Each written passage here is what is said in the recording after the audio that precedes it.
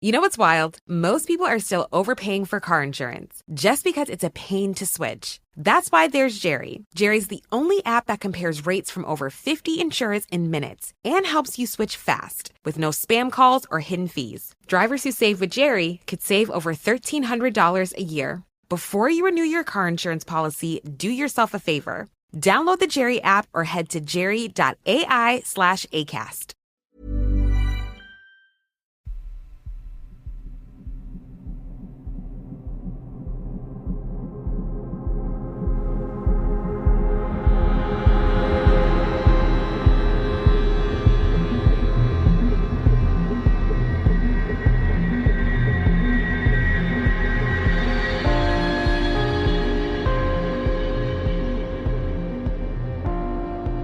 Hello and welcome to 31 Days of Terror 2025, and we are on day number 30.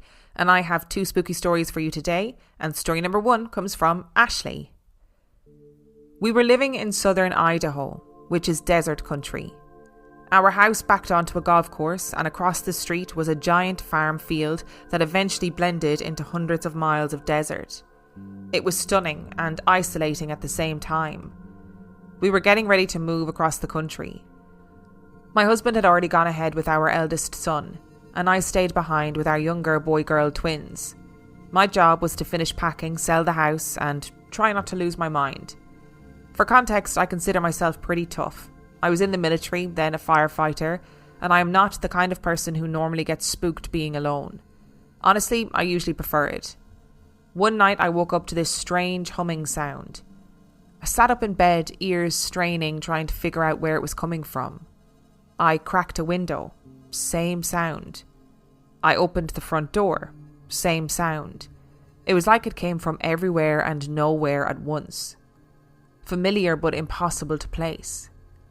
It took me a week to realise it sounded exactly like a singing bowl. That deep, vibrating hum that you feel in your body more than you hear with your ears. I peeked out the window and briefly wondered if it was a spaceship. That seemed ridiculous. Besides, all the UFO stories say that they are silent, so I eventually went back to bed. The next night it happened again. Same hum, same time of night. This time I was interrupted by my 3-year-old son marching into my room. Normally he stumbled in half asleep, whining about a bad dream or needing water. Not this time. He was wide awake and excited, announcing, "My brother is in my room. Mommy, my brother is in my room." Now keep in mind, his brother was already across the country with my husband. Creepy. I told myself he must have been dreaming. I took him back across the hall. He looked around, confused, and said, "He was just here." The poor kid was so sure. We repeated this cycle 2 more times that night. Each time he was convinced his brother had just been there. By the 3rd trip, I was mostly annoyed, because if my toddler wants to start playing paranormal charades at 2 a.m, this is between him and the Sandman. Mama needed sleep. In the morning, I decided not to mention it. I did not want to plant ideas, but he brought it up on his own. "My brother came to see me last night," he said. Great, perfect, exactly what every tired mom wants to hear after a night of ghostly sleepovers. The following morning was my daughter's turn. She came into my room with her eyes wide as saucers, sniffing and trying to hold back the sobs. She was shaking like a little leaf, absolutely terrified. Between quick, shallow breaths, she stammered, "There is someone in my room." Inside, I was melting into a puddle of panic, but on the outside, I put on my brave mom face and said, "Okay, let's go and look." So I walked her across the hall, fully prepared for some stranger to jump out at me, and silently cursing motherhood the whole way. We stepped inside. Nothing. She hesitated in the doorway, hiding behind me, and then pointed at her closet. He was standing right there. My heart just about fell out of my chest, but I pulled it together, opened the closet and checked inside. No one, just hangers and clothes. The room was already bright from the early summer light seeping through her white blinds, so it was not like she had seen shadows in the dark. I knelt down and asked her to tell me what she saw. And she said, "He was really tall and he was wearing big goggles." What the fuck? At this point, I had 3 nights of escalating weirdness. Me with the humming, my son with his ghostly brother, and my daughter with her goggle-eyed visitor. None of them knew about each other's experiences. I was the only one collecting the whole terrifying set. I called a longtime friend who runs a crystal shop. She told me that it sounded like a portal had opened on our property, which meant we had some spiritual through traffic. Just what every stressed mother wants while trying to sell a house. She said not to worry about the alien thing because of the Galactic Federation or some cosmic contract where they can visit but are not allowed to hurt us, which was not very comforting, but I took what I can get. I'd been really worried about the doppelganger situation with my 2 sons. I don't know much about doppelgangers, but from what I vaguely recall, it's not good. She also said my son seeing his brother sounded like astral travel. Apparently he might be a natural traveller without even realising it. She told me to get the crystals for the windowsills and walk around the house declaring that no one was allowed to enter. I also told my best friend, who has always been the tough, overprotective type. She is this masked lesbian with full-blown hero complex, the kind of person who would run towards danger just to prove she could handle it. She told me that she used to astral travel all the time as a kid, but she always thought it was a little risky, so she trained herself not to do it anymore. Still, when I told her what was going on, she said she would try and visit us at night to keep watch.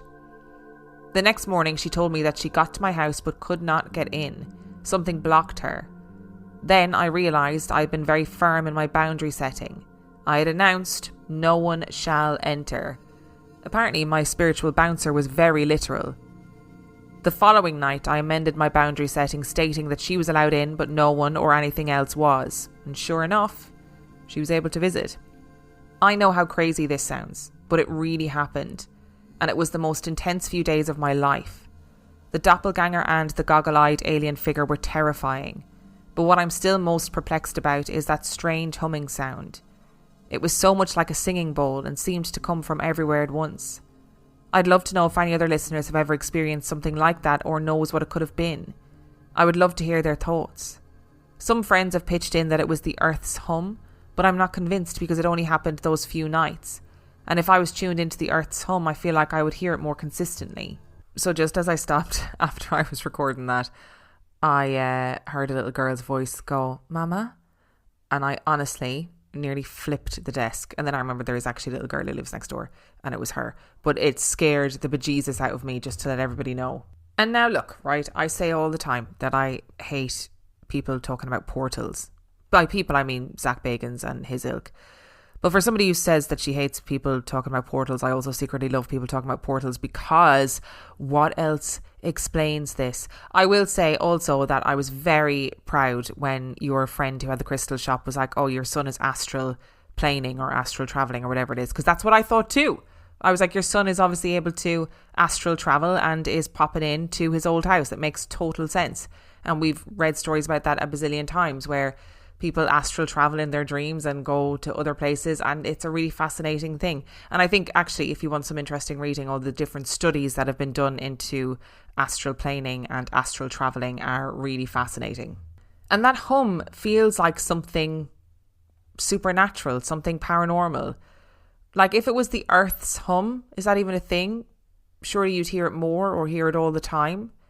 And the fact that these events coincided, like you had the Earth's hum and then you had your kids seeing all this weird shit, like your brother or their brother rather coming to see them, and then someone in my room, a big tall man wearing goggles. All I can think of is the Babadook. I don't know why, because I'm pretty sure he doesn't wear goggles, but that's all I can think of. And obviously you're hearing this sound. It sounds like something happened to the energy around the house. And I keep obviously talking about the weird things that have been happening in my house, but like as I said, you can feel it when there's weird energy in the house. The house feels heavy. It's a weird staticky heaviness. I can't really describe it. So I do feel like something changes in the atmosphere when things are going to happen. And maybe this was like a perfect set of circumstances that allowed something to happen, you know? Either way, it sounds seriously scary. And I'm very glad that you had friends that would listen and that were able to look after you in these trying times. You know what's wild? Most people are still overpaying for car insurance just because it's a pain to switch. That's why there's Jerry. Jerry's the only app that compares rates from over 50 insurers in minutes and helps you switch fast with no spam calls or hidden fees. Drivers who save with Jerry could save over $1,300 a year. Before you renew your car insurance policy, do yourself a favor. Download the Jerry app or head to jerry.ai/ACAST. And our second story today comes from Gabriella. Firstly, I don't know if I believe in ghosts. I love hearing ghost stories. I always seem to logic a cause behind any story though. I've lived in what I can only describe as 2 creepy houses in my life.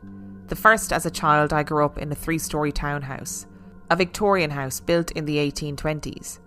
All the original period details were still in place. The cast iron fireplace in the dining room, the winding staircase which reached up to the very top of the house, where my bedroom was located, of course. I had the whole floor to myself.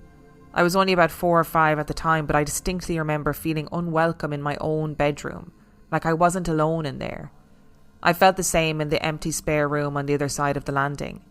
The tall ceilings, creepy dark corners, and then there was the nightmare, which till this day I have not forgotten.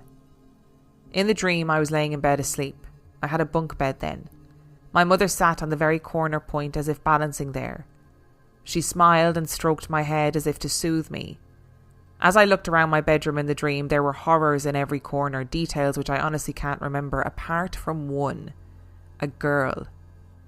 A girl dressed in a pale blue dress with lace detail around the sleeves, with long golden hair, porcelain-like features. She stood in the corner of my long, galley-like bedroom. In the dream, she seemed to just stare at me, expressionless.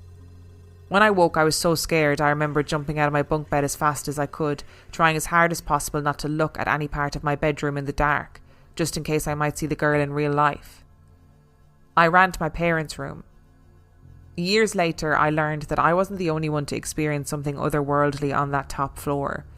Both my uncle and my nan had stayed in the spare room, both who told separate accounts of seeing a woman dressed in a Victorian gown with lace-detailed sleeves.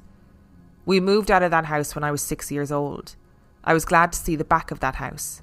However, my parents' fondness for old houses led them to buy yet another spooky old house built in the 1930s.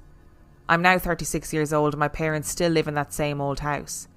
The experiences myself and my sister had growing up there still haunt us to this day. It is incredible the way we perceive atmosphere in particular, rooms and houses and stuff, like saying that you felt unwelcome in your own bedroom, which must have been a horrible thing for a 5-year-old to feel, because you can't explain it. You can't quantify it. I guess you can't really explain to your parents, oh, the atmosphere feels really horrible in that room and I don't like it.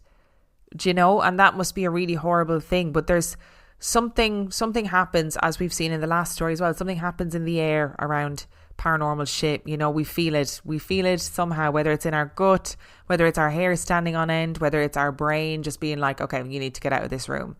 And it's really interesting that, again, we have this girl expressionless and she is in your dreams, and I do often wonder about whether or not dreams just make us more vulnerable psychically. I don't know how else to explain that, and I don't mean that in like a woo-woo way, but because when we're asleep, we are vulnerable.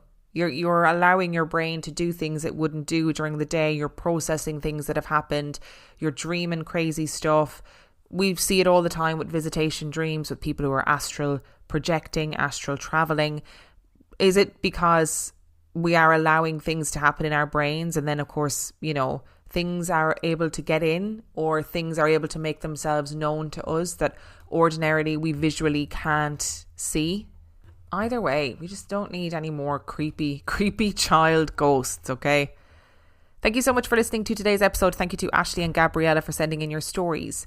Remember, if you would like to send in your story, you can do so by emailing it to reallifeghoststoriespodcast@gmail.com. You can also check out the website reallifeghoststoriespodcast.com. And if you are desperate for some extra content, you can subscribe to the Patreon. That is patreon.com/reallifeghoststories, where for $5 a month or for $2 a month, you can get access to heaps of extra content, as well as every single main and mini episode completely ad-free. And on that note, I shall see you next time.